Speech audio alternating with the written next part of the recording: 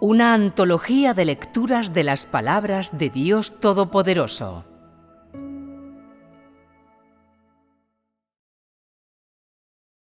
Práctica 4.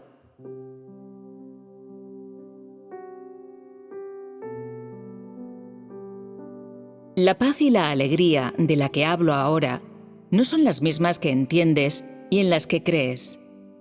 Solías pensar que la paz y la alegría significaban estar felices todo el día, la ausencia de enfermedad o de desgracia en tu familia, estar siempre contento en tu corazón, sin el menor sentimiento de pena y teniendo una sensación de alegría indescriptible, sin importar hasta qué punto tu vida se ha desarrollado. Eso, además de haber conseguido un aumento y de que tu hijo vaya a la universidad. Con estas cosas en mente, oraste a Dios.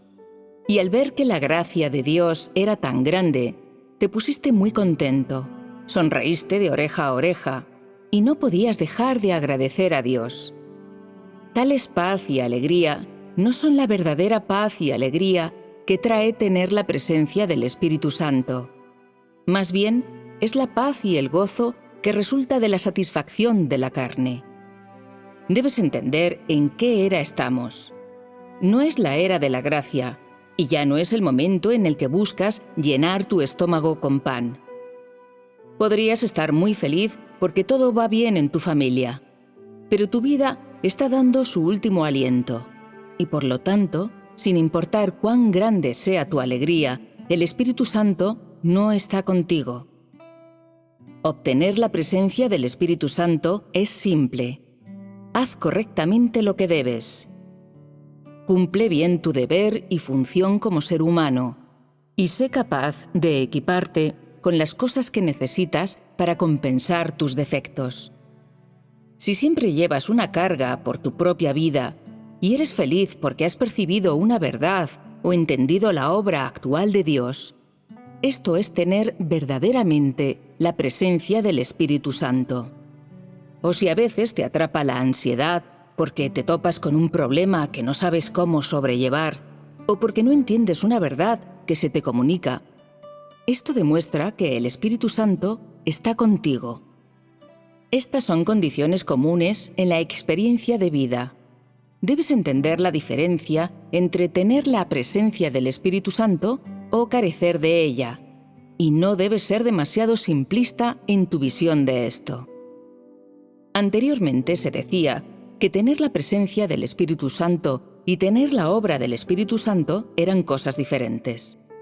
La condición normal de tener la presencia del Espíritu Santo se manifiesta en tener pensamientos normales, razón normal y humanidad normal. El carácter de una persona permanecerá como solía ser, pero dentro de ella habrá paz y externamente tendrá el decoro de un santo. Así es como serán cuando el Espíritu Santo esté con ellos. Cuando alguien tiene la presencia del Espíritu Santo, su pensamiento es normal. Cuando tienen hambre, quieren comer. Cuando tienen sed, quieren beber agua. Tales manifestaciones de la humanidad común no son el esclarecimiento del Espíritu Santo, sino que son el pensamiento normal de la gente y la condición normal de tener la presencia del Espíritu Santo. Algunas personas creen erróneamente que aquellos que tienen la presencia del Espíritu Santo no conocen el hambre, que no sienten cansancio y que parece que no se preocupan por la familia y que casi se han divorciado por completo de la carne. En realidad, cuando el Espíritu Santo está más con las personas, más normales son.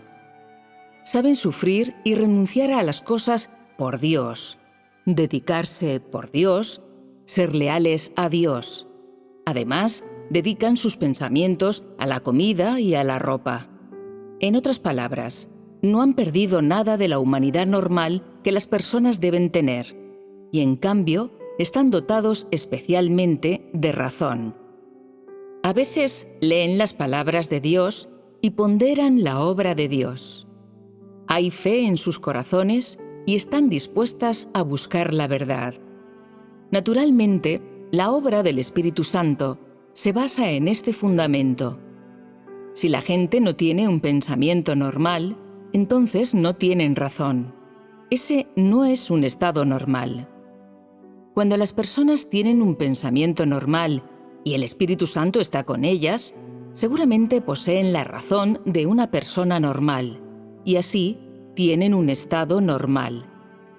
Al experimentar la obra de Dios, la obra del Espíritu Santo se posee ocasionalmente, mientras que tener la presencia del Espíritu Santo es algo casi constante.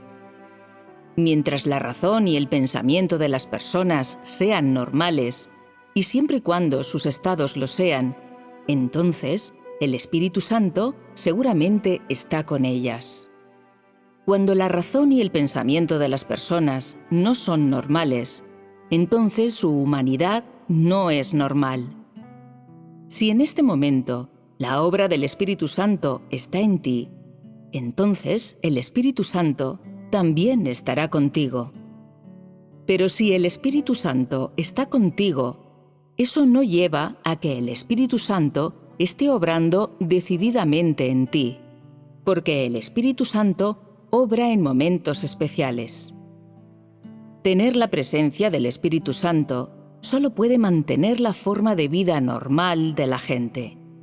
Pero el Espíritu Santo solo obra en ciertos momentos. Por ejemplo, si eres un líder o colaborador, cuando riegas y provees sustento para la Iglesia, el Espíritu Santo te iluminará con ciertas palabras que sean edificantes para otros y puedan resolver algunos de los problemas prácticos de los hermanos y hermanas. En esos momentos, el Espíritu Santo está obrando. A veces, cuando estás comiendo y bebiendo las palabras de Dios y el Espíritu Santo te ilumina con ciertas palabras que son particularmente relevantes para tus propias experiencias, lo que te permite obtener un mayor conocimiento de tus propias condiciones, esta también es la obra del Espíritu Santo. A veces, mientras hablo, vosotros escucháis y sois capaces de comparar vuestras propias condiciones con mis palabras. Y a veces sois tocados o inspirados. Todo esto es la obra del Espíritu Santo. Algunas personas dicen que el Espíritu Santo está obrando en ellas en todo momento. Esto es imposible. Si ellas dijeran que el Espíritu Santo está siempre con ellas, eso sería realista. Si ellas dijeran que su pensamiento y sentido son normales en todo momento, eso también sería realista y mostraría que el Espíritu Santo está con ellas. Si ellas dicen que el Espíritu Santo está siempre obrando dentro de ellas, que son iluminadas por Dios y tocadas por el Espíritu Santo en todo momento y que obtienen nuevos conocimientos todo el tiempo, entonces eso no es en absoluto normal. Es totalmente sobrenatural. Sin la más mínima duda, tales personas son espíritus malignos. Incluso cuando el Espíritu de Dios viene en la carne, hay momentos en los que Él debe comer y debe descansar. Ya no digamos los seres humanos. Aquellos que han sido poseídos por espíritus malignos parecen no tener la debilidad de la carne. Son capaces de abandonar y renunciar a todo. Están exentos de emoción. Son capaces de soportar el tormento y no sienten la menor fatiga, como si hubieran trascendido a la carne. ¿No es esto extremadamente sobrenatural? La obra de los espíritus malignos es sobrenatural. Ningún humano podría conseguir tales cosas. Aquellos a los que les falta discernimiento se sienten envidiosos cuando ven a tales personas. Dicen que tienen tanto vigor en su creencia en Dios, poseen una gran fe y nunca muestran el menor signo de debilidad. De hecho, todas estas son manifestaciones de la obra de un espíritu maligno. Se debe a que las personas normales tienen inevitablemente debilidades humanas. Esta es la condición normal de aquellos que tienen la presencia del Espíritu Santo. qué significa mantenerse firmes en el propio testimonio. Algunas personas dicen que simplemente siguen con lo que hacen ahora y no se preocupan de si son capaces de ganar la vida. No buscan la vida, pero tampoco renuncian. Solo reconocen que esta etapa de la obra es llevada a cabo por Dios. ¿No es eso fracasar en su testimonio? Tales personas ni siquiera dan testimonio de haber sido conquistadas. Aquellas que han sido conquistadas siguen independientemente de todo lo demás y son capaces de buscar la vida. No solo creen en el Dios práctico, sino que también saben seguir todos los arreglos de Dios. Así son las personas que dan testimonio. Aquellas que no dan testimonio nunca han buscado la vida y aún siguen por salir del paso. Tú puedes seguir, pero esto no significa que has sido conquistado, porque no tienes entendimiento de la obra de Dios actual. Se deben cumplir ciertas condiciones para ser conquistado. No todos los que siguen han sido conquistados, porque en tu corazón no entiendes nada de por qué debes seguir al Dios de hoy, ni tampoco sabes cómo has hecho para llegar al día de hoy, ni quién te ha apoyado hasta hoy. La práctica de la fe en Dios de algunas personas es siempre desordenada y confusa. Por lo tanto, seguir no significa necesariamente que tengas testimonio. ¿Qué es exactamente el testimonio verdadero? El testimonio del que se habla aquí tiene dos partes. Una es el testimonio de haber sido conquistado y la otra es el testimonio de haber sido perfeccionado, lo cual, naturalmente, será el testimonio tras las mayores pruebas y tribulaciones del futuro. En otras palabras, si eres capaz de permanecer firme durante las tribulaciones y las pruebas, entonces habrás dado el segundo paso del testimonio. Lo que es crucial hoy es el primer paso de dar testimonio, ser capaz de mantenerse firme durante cada una de las pruebas de castigo y de juicio. Este es el testimonio de haber sido conquistado. Eso es porque ahora es el momento de la conquista. Debes saber que ahora es el momento de la obra de Dios en la tierra. La obra principal de Dios encarnado en la tierra es conquistar a este grupo de personas en la tierra que lo siguen a través del juicio y castigo. Si eres capaz o no capaz de dar testimonio de haber sido conquistado, no solo depende de si puedes seguir hasta el final, sino más importante aún, si a medida que experimentas cada paso de la obra de Dios, eres capaz de tener el verdadero entendimiento del castigo y del juicio de Dios, y de si realmente percibes toda esta obra. No serás capaz de salir del paso meramente siguiendo hasta el final. Debes ser capaz de rendirte voluntariamente durante cada uno de los castigos y juicios. Debes ser capaz de entender verdaderamente cada paso de la obra que experimentes. Y debes ser capaz de alcanzar conocimiento y obediencia al carácter de Dios. Este es el testimonio definitivo de ser conquistado que se requiere que des.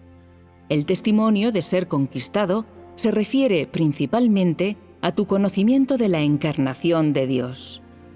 Crucialmente, este paso del testimonio se refiere a la encarnación de Dios. No importa lo que hagas o digas ante la gente del mundo o ante los que ejercen el poder.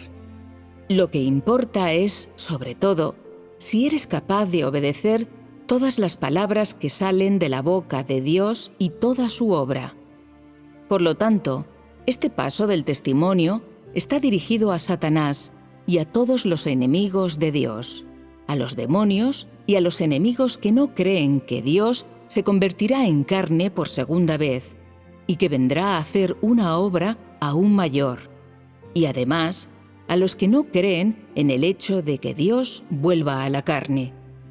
En otras palabras, está dirigido a todos los anticristos, es decir, a todos los enemigos que no creen en la encarnación de Dios. Pensar en Dios y anhelarlo no prueba que haya sido conquistado por Dios. Eso depende de si crees que Él es el Verbo hecho carne, de si crees que la palabra se ha hecho carne, de si crees que el Espíritu se ha convertido en la palabra y que la palabra ha aparecido en la carne. Este es el testimonio clave. No importa cómo sigas ni cómo te dediques. Lo que es crucial es si eres capaz de descubrir en esta humanidad normal que la palabra se ha hecho carne y que el Espíritu de la verdad se ha hecho realidad en la carne. Que toda la verdad, el camino y la vida ha llegado en carne. El Espíritu de Dios realmente ha llegado a la tierra y el Espíritu ha llegado en carne, aunque superficialmente esto difiere de la concepción del Espíritu Santo, en cuya obra se puede ver más claramente que el Espíritu ya se ha hecho realidad en la carne, y además que el Verbo se ha hecho carne, y la palabra ha aparecido en carne. Eres capaz de entender el verdadero significado de las palabras. En el principio era el Verbo, la palabra, y el Verbo, la palabra, era con Dios, y el Verbo, la palabra, era Dios. Además, debes entender que la palabra de hoy es Dios, el Verbo es Dios, y ves la palabra que se hace carne. Este es el mejor testimonio que puedes dar. Esto demuestra que posees el verdadero conocimiento de que Dios se hizo carne. No solo eres capaz de conocer a Dios, sino que también eres consciente de que el camino que sigues hoy es el camino de vida y el camino de la verdad. La etapa de la obra que realizó Jesús solo cumplió con la esencia de el Verbo era con Dios. La verdad de Dios era con Dios, y el Espíritu de Dios era con la carne, y era inseparable de la carne. Es decir, la carne de Dios encarnado estaba con el Espíritu de Dios, que es una prueba mayor de que Jesús encarnado fue la primera encarnación de Dios. Esta etapa de la obra cumple precisamente el significado interno de la palabra se hace carne.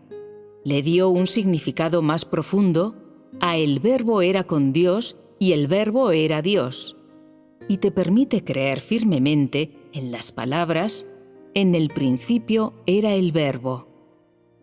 Lo que es igual a decir que en el momento de la creación Dios estaba poseído de palabras.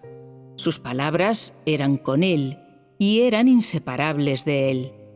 Y en la era final deja aún más claro el poder y la autoridad de sus palabras y permite al hombre ver todos sus verbos, oír todas sus palabras. Tal es la obra de la era final. Debes llegar a entender estas cosas de pies a cabeza. No se trata de conocer la carne, sino de cómo entiendes la carne y la palabra, la carne y el Verbo. Este es el testimonio que debes dar, que todos deben conocer. Como esta es la obra de la segunda encarnación y la última vez que Dios se hace carne, completa totalmente la relevancia de la encarnación, lleva a cabo y expone por completo toda la obra de Dios en la carne, y pone fin a la era de Dios en la carne. Por lo tanto, debes conocer el significado de la encarnación. No importa cuánto vayas de un lado a otro, o que también lleves a cabo otros asuntos externos. Lo que importa es si eres capaz de someterte verdaderamente ante Dios encarnado, dedicar todo tu ser a Dios y obedecer todas las palabras que salen de su boca. Esto es lo que debes hacer y lo que debes respetar. El último paso del testimonio es si eres capaz o no de ser perfeccionado, es decir, habiendo entendido todas las palabras habladas por la boca de Dios encarnado, llegas a poseer el conocimiento de Dios y estás seguro de Él. Vives todas las palabras que salieron de la boca de Dios y alcanzas las condiciones que Dios te pide. el estilo de Pedro y la fe de Job, de tal manera que puedas obedecer hasta la muerte, entregarte completamente a Él, y que en última instancia logres una imagen de hombre que esté a la altura, lo que significa poseer la imagen de una persona que ha sido conquistada y perfeccionada después de experimentar el juicio y castigo de Dios. Este es el testimonio definitivo.